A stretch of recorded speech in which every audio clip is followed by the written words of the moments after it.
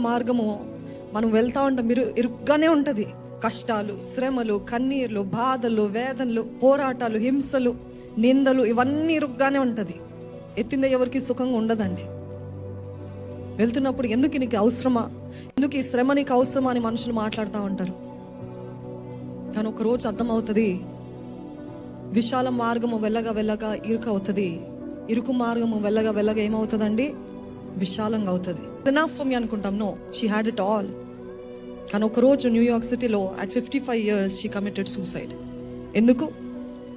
లోకం ఇస్తుంది అనుకుంది సంతోషం, లోకం ఇస్తుంది అనుకుంది ఆనందం, లోకం ఇస్తుంది అనుకుంది అంతా తనకి తృప్తి. కానీ తెలుసుకుంది ఈ లోకం ఇచ్చేది ఏది లేదు, నిజమైన ఆనందం యేసులోనే. ఆమెన్. యేసే రాకడ కోసం సిద్ధంగా ఉన్నవారు మారనాథా అని పలుకుతారా?